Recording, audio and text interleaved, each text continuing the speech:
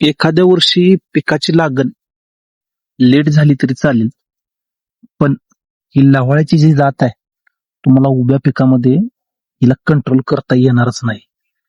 कारण की हे एक नाही, हे संघानं आल्यासारखं येतं. पहिल्यांदा त्याची एक गाठ असते आणि एका गाठीला पुढे जाऊन त्याच्या कमीत कमी 6 ते 7 गाठी होत असतात. आणि ह्या 6 ते 7 गाठी ज्या आहेत, आपण ज्या वेळेला औषध मारतो त्यावेळेला ते वरूनच कंट्रोल होतं.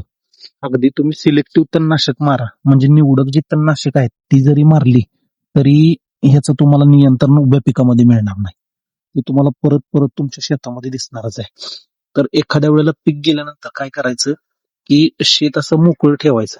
शेत मोकळं ठेवल्यानंतर काय करायचं, त्याला पाणी देऊन एकदा लवळा उगवून घ्यायचा. एक फवारणी करायची औषधाची.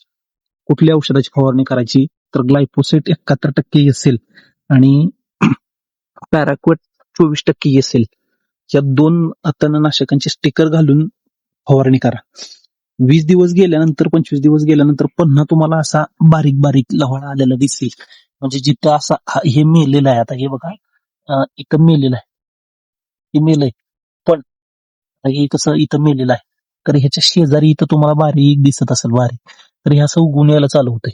ज्या वेळेला ते 2 पानावर असं 3 पानावर असतं त्यावेळेला तुम्हाला परत एकदा ग्लायफोसेट आणि तुमच्या पॅराकोट 24% ची फवारणी तुम्हाला करावी लागेल. 2 वेळा एकदा तुम्ही फवारणी केली की नंतर पीक जे आहे ते तुमचं शेत जे आहे ते नांगरून टाका.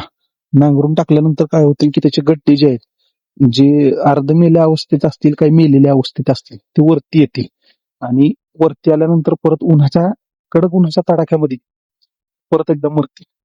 असं एकात्मिक तण नियंत्रण केलं तरच तुम्हाला ह्या लावाळ्यावरती काय होणार आहे की कंट्रोल मिळणार आहे. अन्यथा उभ्या पिकामध्ये त्या लावाळ्याला कंट्रोल करणं अशक्य म्हणण्यापेक्षा शक्य नाहीच आहे. अशक्य असं नाहीये, पण शक्यच नाहीये ते. तर 100% हा प्रयोग करून बघा तुम्ही तुमच्या शेतामध्ये.